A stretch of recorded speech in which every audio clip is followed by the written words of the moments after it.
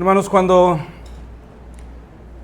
de disciplinar a nuestros hijos se trata, hay tantas variantes en la crianza que muchas veces nos quedaremos perplejos.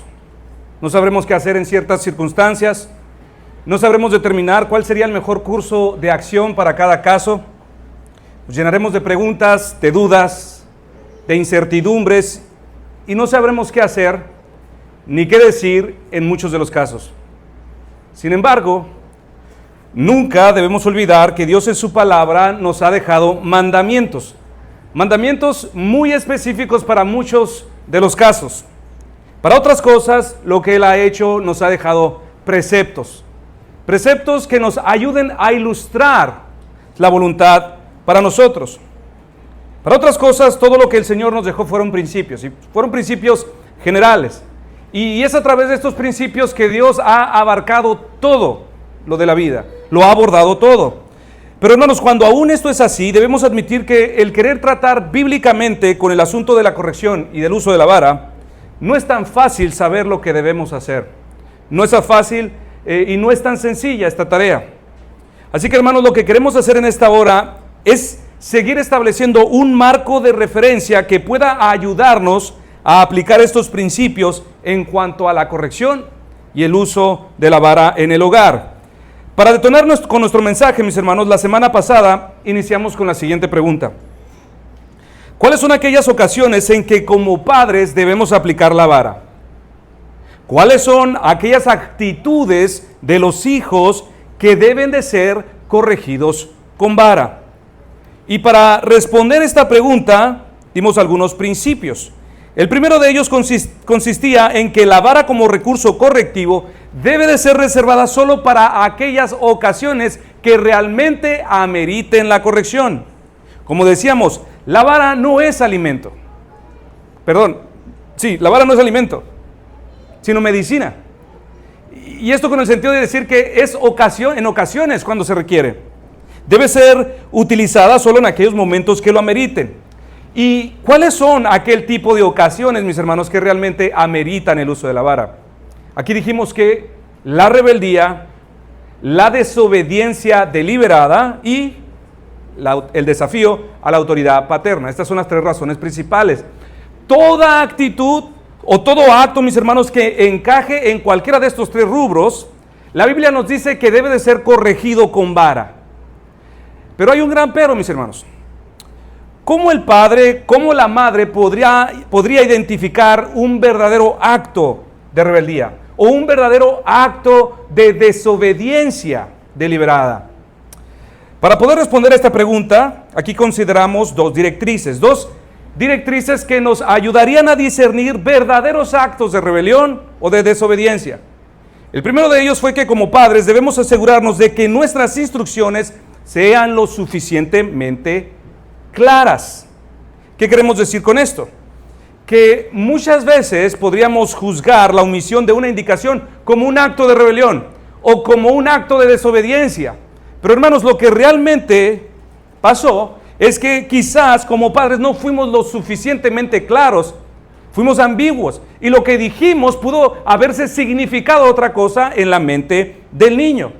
Por eso es que nosotros debemos primero asegurarnos de dar instrucciones claras, para entonces tener mejor capacidad de discernir cuando un acto es una rebelión. La segunda directriz que abordamos respecto a discernir verdaderos actos de rebelión y de desobediencia fue que nuestras indicaciones no solamente deben de ser suficientemente claras, sino que también deben de ser hechas de manera razonable. En este punto, aquí sugerimos que cada padre, cada madre debe de considerar aquellos detalles que son muy exclusivos y propios de su hijo o de su hija. Considerar aquellos aspectos que son muy particulares de su condición. Y para poder responder a estas demandas, mis hermanos, a estas demandas razonables, sugerimos que los padres podrían hacer preguntas como: ¿son mis hijos lo suficientemente capaces para hacer lo que les pido? ¿Son bastante altos? ¿Son lo suficientemente fuertes? ¿Su coordinación es adecuada para hacer lo que le pido? ¿Su grado de comprensión está a la altura de mis demandas? Y como último principio, mis hermanos, aprendimos que hay otras ocasiones que no necesariamente son rebeliones, que no son actos de desobediencia ni desafío a la autoridad paterna, pero que aún así deben de ser corregidas. Y por estos actos nos referimos a aquel tipo de comportamientos que incurren en algún tipo de riesgos, actos imprudentes que podrían terminar en una tragedia, como lo es abrir las llaves del gas de la estufa, encerrarse o esconderse en un auto que está a 110 grados centígrados, no, Fahrenheit, subirse a una escalera de 5 metros, meter un alambrito al tomacorriente, o quizás treparse a un barandal en el 3er piso. Así que en resumen, mis hermanos, de lo que fue nuestro mensaje anterior, podemos decir que como padres tenemos la obligación moral de disciplinar en nuestros hijos todo acto de rebelión, todo acto de desobediencia, todo acto que implique desafío a la autoridad paterna, pero estos actos han de darse solo en el contexto de instrucciones claras e instrucciones razonables para decir esto verdaderamente fue un acto de rebelión o de desobediencia. Hermanos, antes de adentrarnos de lleno con nuestro tema, quisiera abastecerles ahora de algunos principios, más principios, en cuanto a la aplicación de la vara. Principios, hermanos, que deben de controlarnos, principios que deben de gobernarnos a la hora de hacer el uso de la vara. La semana pasada nos detenimos a considerar 2 preguntas: ¿qué es la vara? Y la importancia de la aplicación de la vara. Y hermanos, quizás aquí debería agregar que la ausencia de estos principios que hemos venido desarrollando a través de estas semanas podría ser quizás la causa del por qué en muchos hogares la disciplina no funciona. Hay personas, y podría darse el caso entre cristianos, que pese a todo lo que hemos dicho, hermanos, pese a todo lo que hemos escuchado, aún así dirán: la vara no funciona, la vara no funciona, yo la he usado y no me dio resultados. Pero alguna vez se preguntó, ¿en qué podría haber fallado? ¿O en qué podría estar fallando al hacer uso de este instrumento? Porque lo cierto, mis hermanos, es que en muchos casos donde la vara no está funcionando, es muy posible que no se está haciendo un uso adecuado de ella. Porque en cuanto a la aplicación de la vara, mis hermanos, no solamente es importante que se haga, también es importante considerar cómo se está haciendo, el cómo. Muchos padres, al aplicar la disciplina correctiva sobre sus hijos, lo hacen con una ira fuera de control. Lo hacen súper enojados, lo hacen como un desahogo a sus problemas, como un escape a sus frustraciones. Pero hermanos, esto no es ni se parece a lo que la Biblia llama disciplina bíblica. Porque esta, mis hermanos, siempre se da en el contexto de amor entre padres e hijos. Por eso, hermanos, es totalmente consistente que el hijo, después de recibir una buena tunda, también puede recibir un beso o un abrazo de su padre para consolarle en su llanto. Es totalmente consistente que estas 2 cosas estén juntas, no son contrarias. Personalmente, mis hermanos, muchas de las veces que he tenido que disciplinar a mis hijas en su cuarto, también las he dejado allí con un beso. Al más bebés, cada vez que le toca su ración, muchas de las veces también lo consuelo en mis brazos mientras está llorando y le estoy dando besos en la frente. ¿Por qué hago esto, mis hermanos? Porque así es Dios. Esto es lo que hace Dios, y si usted quiere ser verdaderamente un hombre de Dios, debe de imitar a Dios en esto. Dios, cuando disciplina a sus hijos, no solo los hiere, mis hermanos, y después los abandona para que laman sus heridas como perros. Dios les consuela, Dios les aflige y Dios promete estar con ellos. ¿Por qué? Porque les ama. Así es. Y porque Dios es así, hermanos, como Padre, Él espera que nosotros, cada vez que tengamos que aplicar la vara a nuestros hijos, lo hagamos enteramente controlados, gobernados por temperamentos amorosos, por temperamentos afectivos. Y no solo eso, hermanos, también de respeto. Porque como enseñamos hace ya varios mensajes, nuestros hijos también poseen la imagen de Dios y merecen un trato digno. Las groserías o los insultos sincronizados con la chancla, mis hermanos, están fuera de lugar. No deben de ser, no debe de haber. Ellos deben de estar seguros, mis hermanos, que cuando les disciplinamos, lo estamos haciendo, pero esto no es producto de nuestra impaciencia.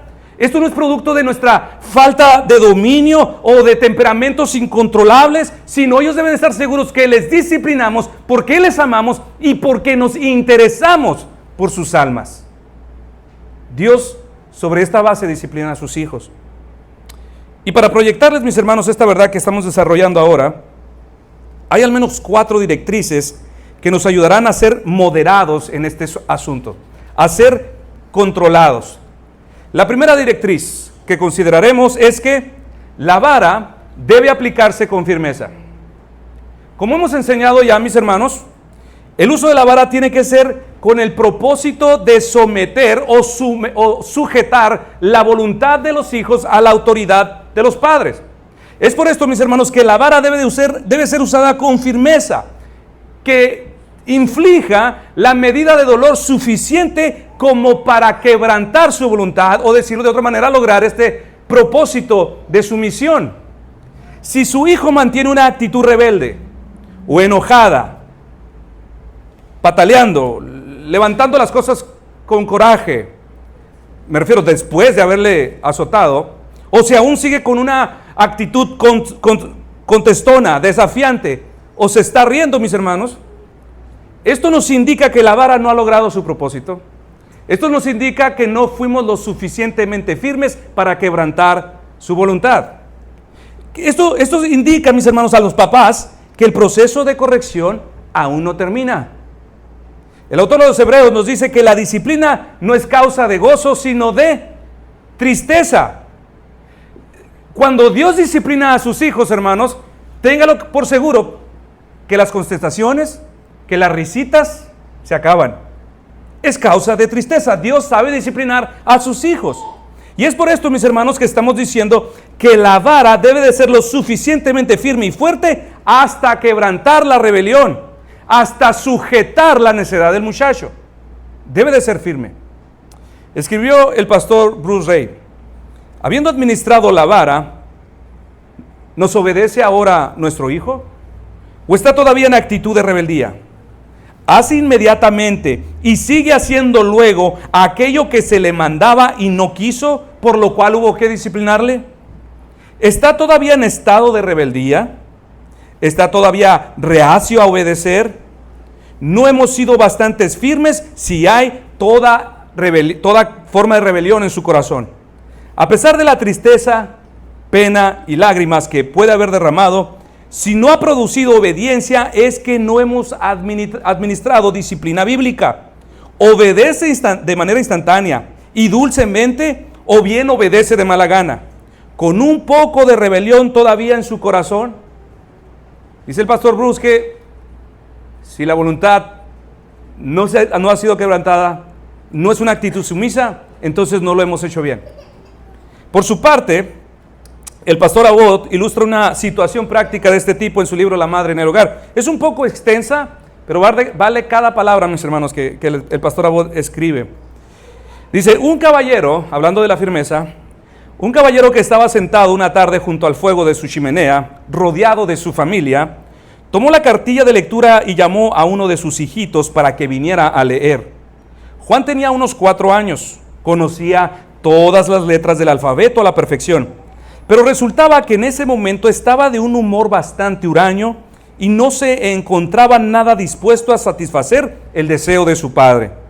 Muy reacio acudió, tal como se le había mandado, pero cuando su padre señaló con su navaja la primera letra del alfabeto y dijo: ¿qué letra es esa, Juan?, no pudo obtener respuesta alguna. Juan miró el libro, enfurruñado y en silencio.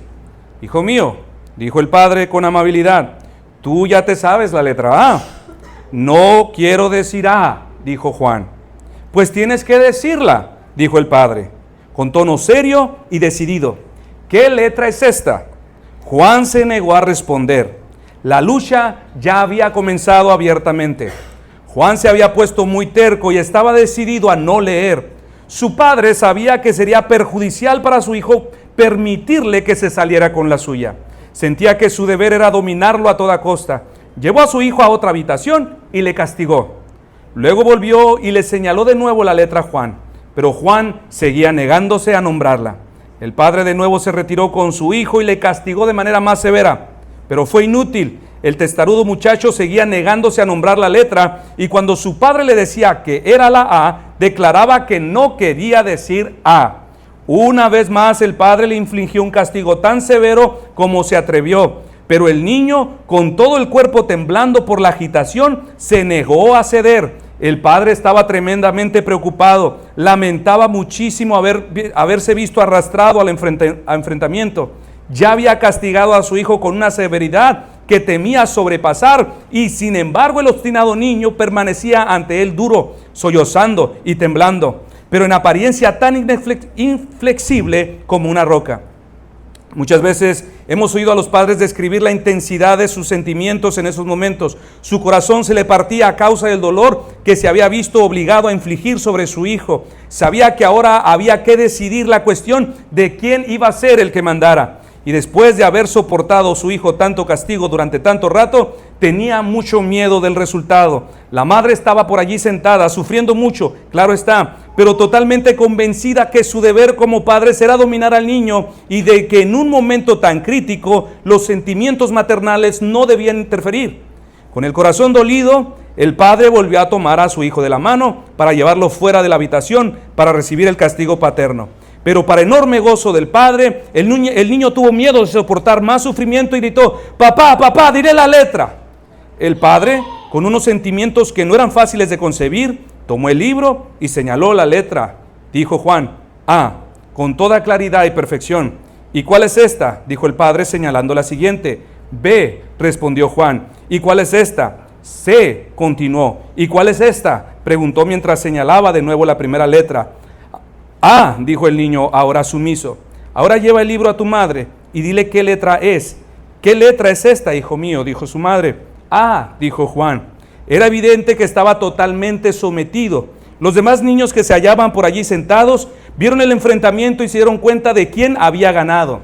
Y Juan aprendió una lección que jamás olvidaría, que el brazo de su padre era demasiado fuerte para él. Aprendió a no ensalzarse nunca más en una batalla tan desigual. Aprendió que la conducta más segura y de más felices consecuencias era obedecer.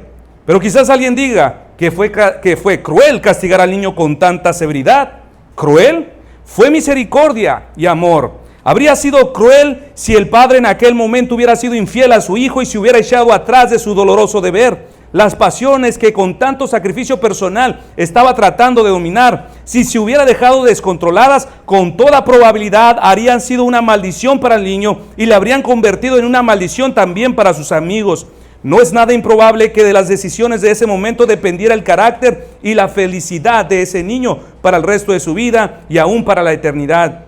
Lejos está de ser improbable que si el niño se hubiera salido con la suya en esa ocasión, todos los esfuerzos posteriores para dominarle habrían resultado baldíos y habría roto con todos los límites establecidos. Habría sido una desgracia en la vida y se habría perdido tras la muerte. ¿Cuántos, mis hermanos, no hemos sufrido esta escena, no? Con nuestros propios hijos.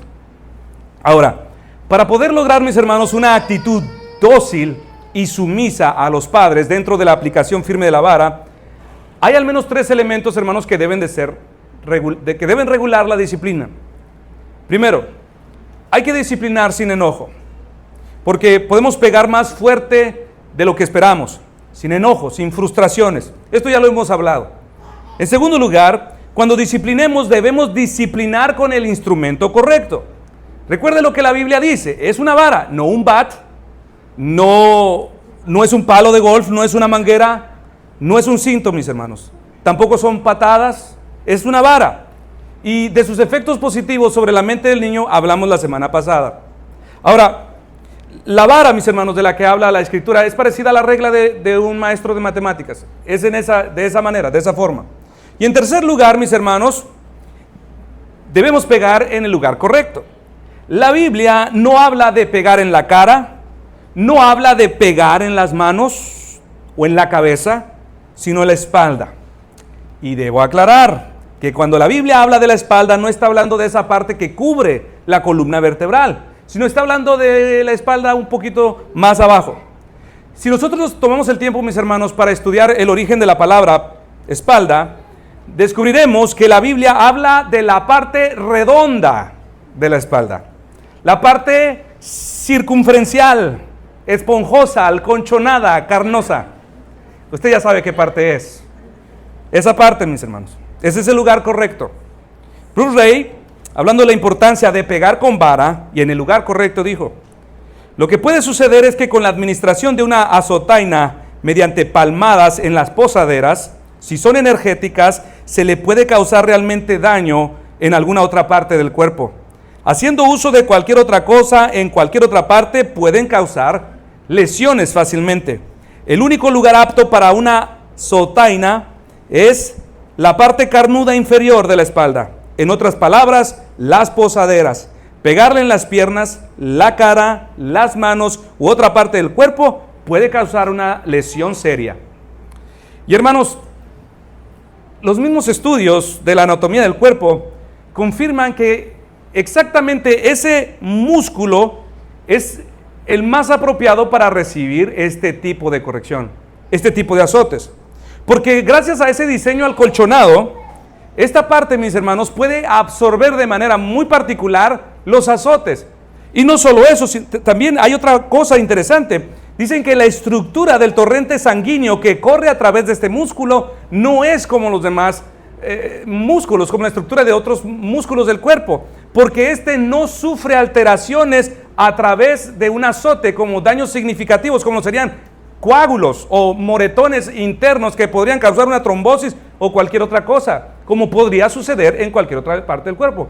Así que, hermanos, cuando nosotros vemos las pompis de nuestros hijos, nosotros podemos ver la sabiduría de Dios. La sabiduría de Dios. A unos nos dio poquita sabiduría, pero a otros más sabiduría. Así que, mis hermanos, la aplicación firme de la vara debe de ser regulada con temperamentos correctos, ya serios, temperamentos correctos, con el instrumento correcto y en el lugar correcto.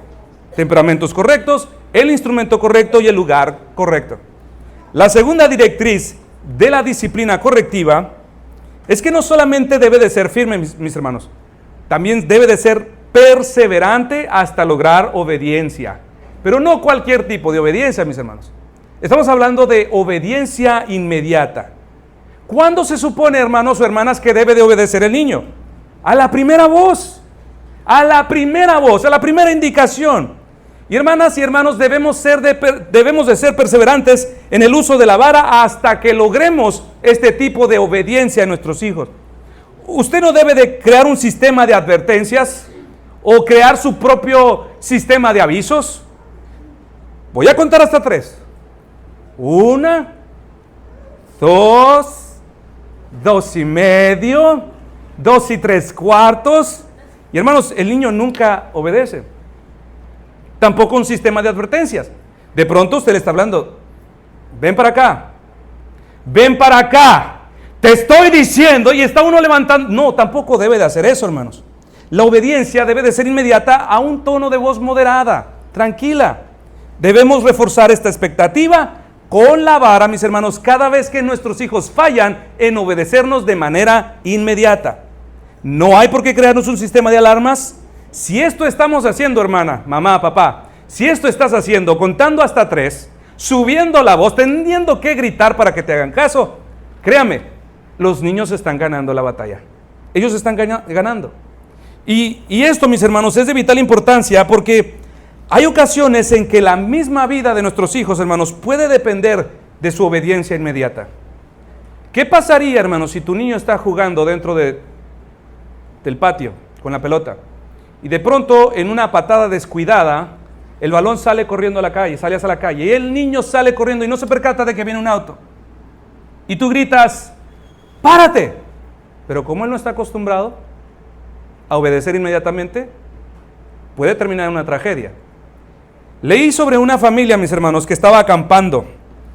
Los niños estaban jugando en unas rocas cercanas cuando de repente el padre, mirando hacia su hijo de aproximadamente 5 años, miró que el niño, sin darse cuenta, había acorralado a una víbora de cascabel, la cual ya estaba lista para atacar. Estaba envuelta en espiral mirando hacia las piernas del niño. Cuando el padre se percató de lo que estaba viendo, él gritó: ¡Mike, no te muevas!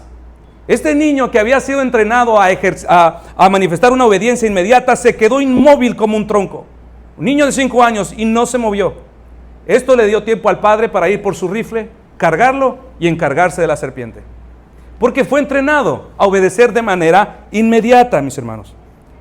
Pero pregunto, ¿qué habría pasado, mis hermanos, en esta circunstancia si este niño hubiera sido tu hijo de 5 años? ¿Qué hubiera pasado si este hubiese sido tu nieto de 5 años? A quien se le ha educado bajo un sistema de avisos, a quien se le ha enseñado a obedecer hasta que cuente hasta 3, a quien se le tiene que gritar hasta varias veces porque de otra manera no obedece. Hay ocasiones, mis hermanos, en que la misma vida de los hijos estará en peligro a menos que ellos hayan aprendido a ser niños que obedecen a la primera. Y este tipo de obediencia, hermanos, no lo van a desarrollar en el momento que ellos se encuentren en crisis. Esto debió haber sucedido en circunstancias normales en el hogar. De otra manera no se puede. Por tal razón, mis hermanos, mis hermanas, madres, eduquen a sus hijos a obedecer a la primera orden. Si no obedece, entonces debes de administrar corrección. En tercer lugar, la vara nunca debe venir sola. Esta siempre debe de estar acompañada de la reprensión verbal.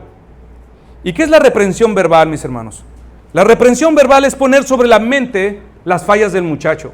Eso es reprender. Por eso, como papás, debes asegurarte que él sabe y entiende lo que hizo mal. Pero además de esto, la reprensión verbal también consiste en que el niño sepa de qué manera su pecado, sus acciones ofendieron a Dios. ¿Y qué dice la Biblia al respecto? Esto ya lo hemos hablado, mis hermanos, pero no está de más recordarlo. El niño debe saber por qué se le pega. Y estas son algunas preguntas que usted podría hacer. ¿Qué fue lo que hiciste? Le pegué a mi hermanita. ¿Qué dice Dios sobre esto? ¿Qué es pecado? ¿Y qué debo hacer yo cuando me desobedeces? ¿Pegarme? ¿Qué deberías hacer ahora en el futuro después de la azotaina? Quizás ahí usted le ayuda. ¿Cómo debería responder a ciertas diferencias entre su hermano, con sus hermanos? Quizás debería orar con él para pedir perdón a Dios y que él relacione esta situación directamente con Dios y llevarlo al arrepentimiento.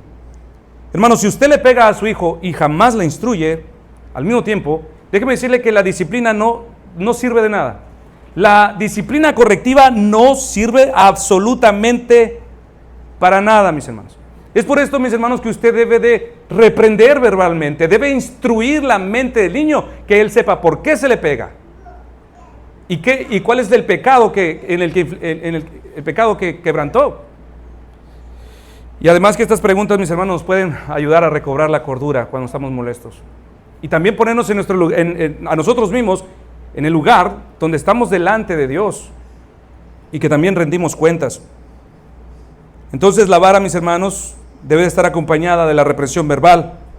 En cuarto lugar, no rehúses el uso de la vara. En otras palabras, no se canse, no se niegue a usar la vara. No se haga al que no lo vio. Mamá, papá, no finja demencia cuando su hijo le está mintiendo, cuando usted sabe que está manipulando las cosas. No finja. Usted ha vivido demasiado, lo ha observado desde que era un bebé. Y si usted es un padre diligente, usted conoce cada manía de sus mentiras, de sus ojos, sus gestos, sus movimientos, sus pretextos, sus excusas. Jóvenes, son las mismas. Y si tu padre o tu madre no se da cuenta cuando lo mientes, o es que no le importas mucho, o es que simplemente se está haciendo tonto o tonta. Porque esto es verdad, hermanos.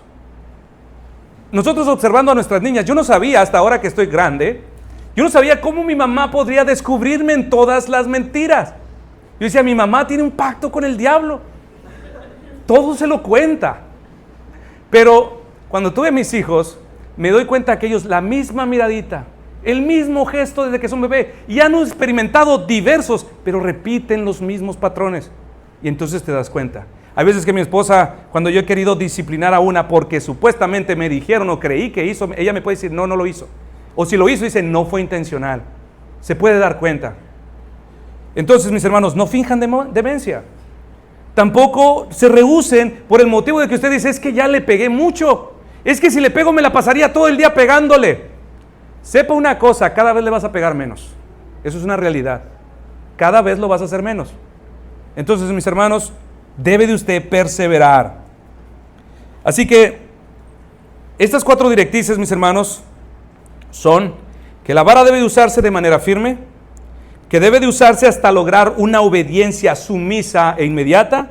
En tercer lugar, que la vara nunca debe de venir sola, sino acompañada de la reprensión verbal. Y en cuarto lugar, debemos perseverar en el uso de la vara. Ahora, vamos adelante, mis hermanos. La semana pasada enseñábamos que las razones que ameritan el uso de la vara son la rebelión, la desobediencia deliberada y el desafío a la autoridad paterna. Pero agregamos que existen algunas otras ocasiones extraordinarias por las cuales deberíamos infligir o hacer uso de la vara. Y decíamos como cuando nuestros hijos, por un impulso de imprudencia, incurren en algún tipo de riesgo para su integridad física. Pero hermanos, además de esto, hay otras ocasiones extraordinarias que no son explícitamente actos de rebelión ni de peligro, pero que aún así ameritan ser corregidos. Y estos son, mis hermanos, esas conductas aparentemente inocentes de nuestros hijos. Estas son las actitudes que constituyen un patrón de conducta pecaminosa. En otras palabras, estamos diciendo que como padres no solamente disciplinamos aquello que es rebelión, no solamente disciplinamos aquellas cosas que incurren en peligro, sino también estos actos aparentemente inocentes que constituyen un patrón de conducta. La lista es grandísima, hermanos, no podríamos abordar todas y cada una de ellas, pero, por ejemplo, por estas actitudes me refiero al ser despistados, distraídos, descuidados, desidiosos, fantasiosos, que aman tomar lo ajeno, desordenados, olvidadizos, imprudentes.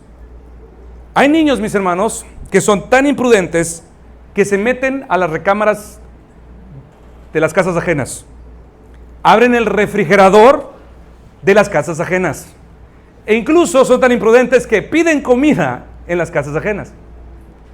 Yo recuerdo que algo que era muy común que mi madre hacía, y acá están unos tíos míos, mi mamá nos advertía: cuidado de andar pidiendo comida, cuidado con andarse admitiendo a las recámaras, cuidado con esto y esto. Llegábamos, nos sentábamos a la mesa de los primos a la hora de cenar, y a los primos les servían sus Fruit Loops, ¿no? Y mi tía decía: ¿quieren cereal, mijo? No. ¿No tienes hambre? No. Nosotros en la casa comiendo maizoro y yo viendo con mis primos Fruit Loops, y teníamos que aguantarnos y decir no. Y mis tías sabían, y muchas de las veces ellas nos servían, aun cuando insistíamos que no. Pero hermanos, esto no debe de ser así, y estas son actitudes, hermanos, que deben de ser corregidas a edad temprana. Son una advertencia temprana, mis hermanos, de algo que se avecina en el futuro, porque un jovencito que comete este tipo de actos imprudentes de manera inocente, ¿sabe qué nos dice la Biblia cuando alguien persevera en la imprudencia? La Biblia enseña que los imprudentes son incapaces de discernir la verdad. La imprudencia, mis hermanos, es un estorbo al evangelio, es un estorbo a la predicación, y esos actos pequeños de imprudencia, hermanos, no son nada sencillos. Es simplemente que Dios te lo está poniendo simple para que los corrijas cuando son niños. Y la lista, mis hermanos, podría ser aún más grande. Por ejemplo, usted le compra a su hijo una patineta eléctrica, ¿sí? Él está emocionado con su nuevo juguete y se va a patinar a la banqueta. Después de algún tiempo, él regresa, se mete a la sala todo asoleado, tomando un vaso de agua, y prende las caricaturas y se pone a ver tele. Y usted dice: Joaquín, ¿y la patineta? ¡Ay, la dejé afuera! ¿No? Olvidadizo o despistado. No, primera vez no requiere que usted ahora se agarre la vara y le dice: chamaco, y no. Recuerde que apenas él se está acostumbrando al hecho de tener un nuevo juguete. Pero hermanos, ¿qué podría pasar si esto es un patrón? Si esto sucede constantemente. Usted debe de corregir ese problema. ¿Por qué podría pasar? ¿Qué podría pasar? Pues probablemente le roben la patineta. O lo que es peor, mis hermanos, es que eventualmente este niño crezca y se convierta en un adulto descuidado en sus posesiones. Y hemos hablado acerca de las posesiones y cómo esto tenemos la responsabilidad de ser buenos mayordomos delante de Dios. Es muy probable que él crezca y sea el clásico cristiano que no le cambia el aceite al motor de su carro. Sea el clásico cristiano que trae su auto todo abollado, casi en 3 llantas. O la clásica cristiana, mis hermanos, que se le echa a perder la comida en el refri o que tiene su closet lleno de cosas que no usa. Esto es una falta de mayordomía bíblica. Pero son muchas cosas más, mis hermanos. Un patrón temprano de ser despistados, de ser olvidadizos, desordenados, desidiosos, distraídos, se puede convertir, mis hermanos, en un problema difícil de desarraigar en la edad adulta. Pero en este punto, mis hermanos, quisiera solo ocuparme en 2 ejemplos típicos a los que nuestros hijos de manera estratégica incurren para desobedecer de manera perniciosa, o podríamos decir para salirse con la suya. Y estos son el fingir. El fingir. Fingir cansancio o fingir enfermedad. Y hermanos, ni el cansancio ni la enfermedad son eximentes para que nuestros hijos nos desobedezcan. Es decir, ni el cansancio ni la enfermedad justifican la desobediencia. Porque como hemos aprendido, mis hermanos, ya, todo acto de rebeldía, todo acto de desobediencia o desafío debe de ser corregido con vara, aun cuando se dé en el contexto de cansancio o enfermedad. El Salmo 58:3 nos recuerda que nuestros hijos están descarriados y que son mentirosos desde que nacen. Por tal motivo, mis hermanos, usted como padre debe de esperar que sus hijos le mientan. Que le mientan. Y vaya que lo harán, mis hermanos. Por ejemplo, ¿le ha pasado que tan pronto sienta a su hijo para comer, él dice pipí? O tan pronto van a iniciar el devocional familiar y tan pronto alguno de ellos dice, necesito ir al baño. O va a iniciar ya el culto dominical de la iglesia y el niño le dice pipí. Hermanos, no es malo querer ir al baño. De hecho, es una necesidad natural y biológica. El problema es cuando esto se vuelve un patrón dentro del mismo contexto. Esto es lo que estamos diciendo que debemos observar. Cuando son patrones en el mismo contexto. Y esto no solo le pasa a los niños, mis hermanos, también a los adultos. Porque tan pronto inicia la alabanza, a muchos hermanos le dan ganas de ir al baño. Tan pronto inicia el sermón, a otros como que les da un sueño. O se les acalambran las piernas y tienen que ir a una caminata allá afuera. Y este problema, mis hermanos, empieza desde que son niños. Y si usted no los corrige, si usted no los identifica, sus hijos cultivarán un patrón de conducta que se volverán especialistas en la mentira. Ellos lograrán que sus padres se traguen sus mentiras en su edad, adolescencia o juventud. Se volverán especialistas. Pregúntele al hermano menor, ¿cuántas veces la hermana o el hermano mayor le ha mentido a sus padres y sus padres le han creído? A veces los hermanos menores, mis hermanos, son más astutos y más inteligentes que los padres. Pregúntele. Ahora, mis hermanos, esto no es fácil de discernir. Es por esto que como principio usted debe procurar encontrar un patrón en repetidos contextos. Esto es lo que estamos diciendo. Estar enfermo no es pecado, pero que se repita en las mismas circunstancias requiere nuestra observación. En 2 Corintios 2:11 dice Pablo, para que Satanás no gane ventaja alguna sobre nosotros, pues no ignoramos sus maquinaciones.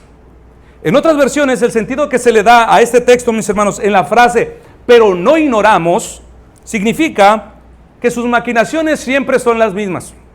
Es decir, Satanás siempre mantiene un mismo patrón de artimañas. Y estas ya son conocidas, dice Pablo. Ya se esperan. Es decir, que mis hermanos, la conducta que usted debe de corregir en sus hijos son patrones de conductas ya conocidos.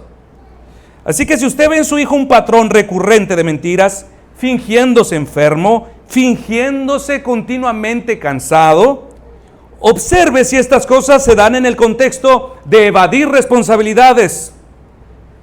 Observe si se dan en el contexto de evadir que le impongan demandas o para lograr que alguien más se ocupe de ellas. Usted como padre o como madre no puede fallar en discernir estas cosas, hermanos. Si es verdad que el cansancio, que la enfermedad pueden ser factores que hacen mucho más lentos a nuestros hijos para obedecer, pero hermanos, no se justifican. Pero como hemos dicho, dentro de los límites escrituralmente sensatos, cualquier manifestación básica de pecado debe de ser corregida, aunque esté enfermo, aunque esté cansado.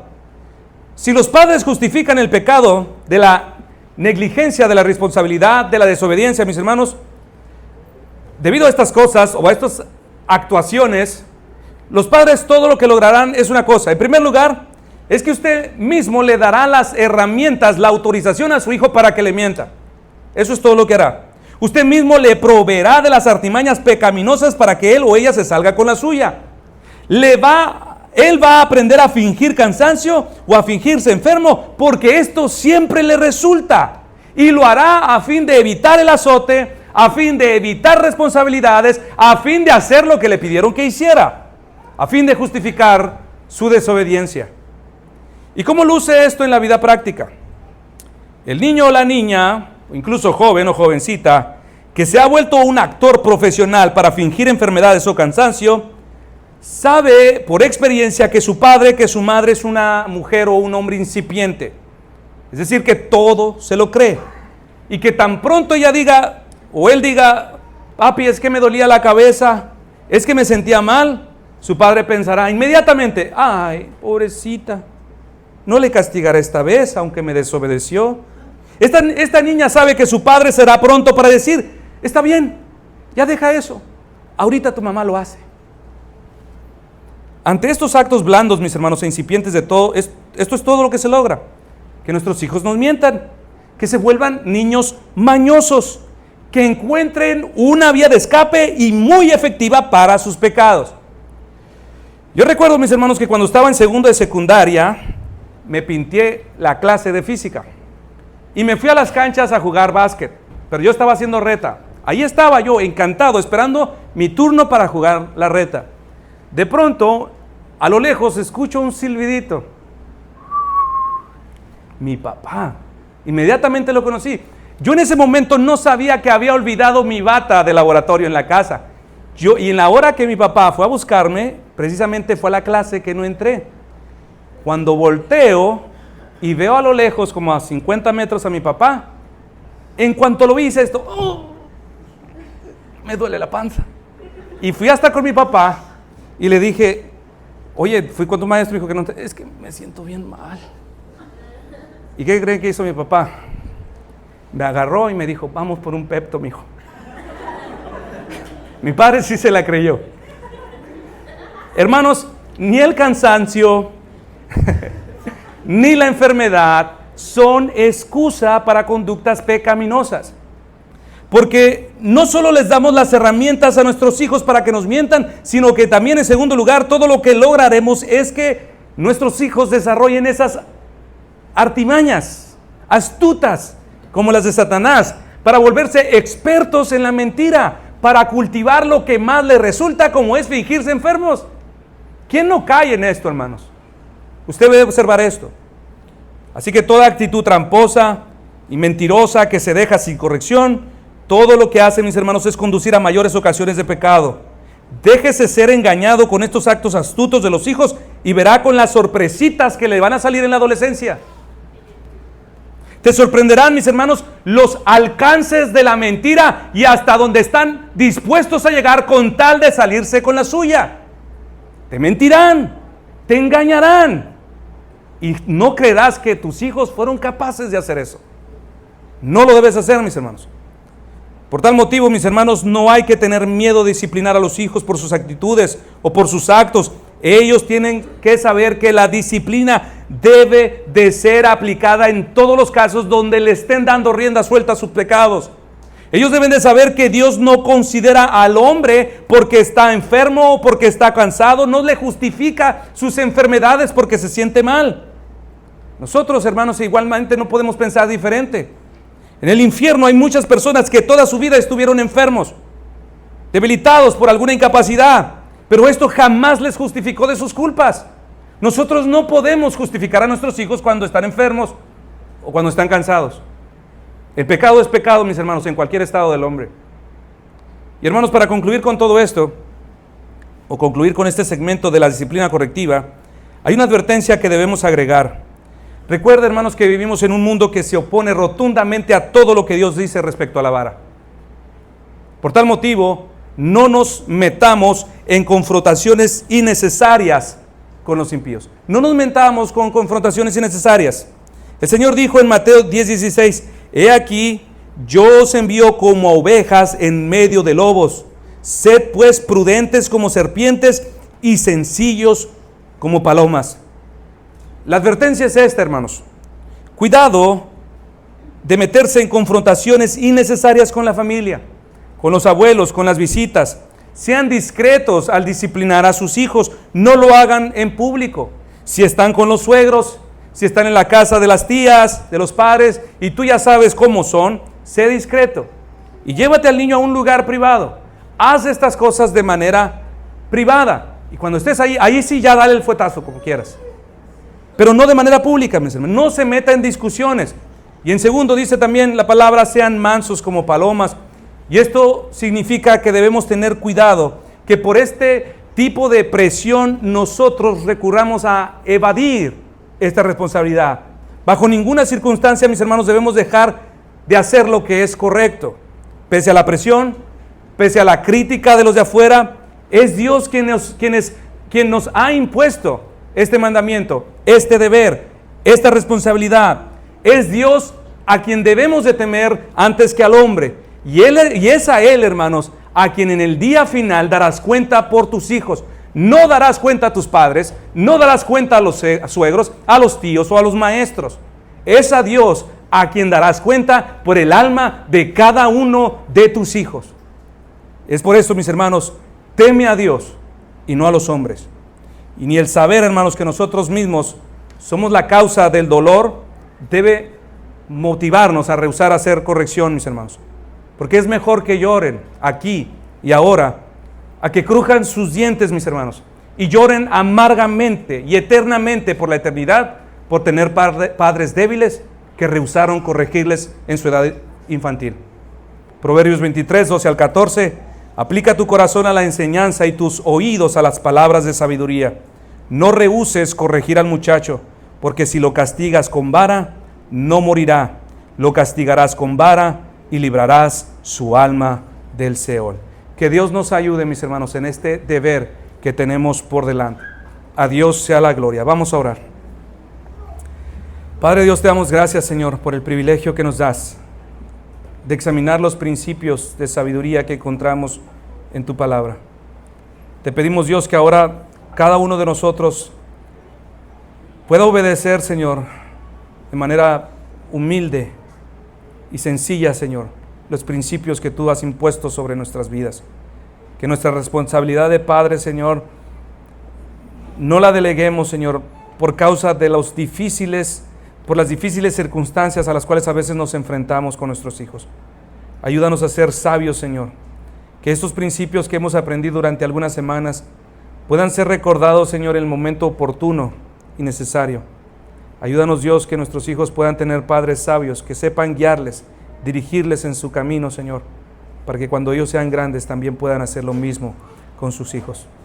Te damos gracias, Señor, porque el mejor ejemplo de lo que es la paternidad eres tú mismo, Señor, de quien podemos imitar y aprender todo cuanto se necesita. A tu nombre, pues, Señor, sea la gloria. Amén.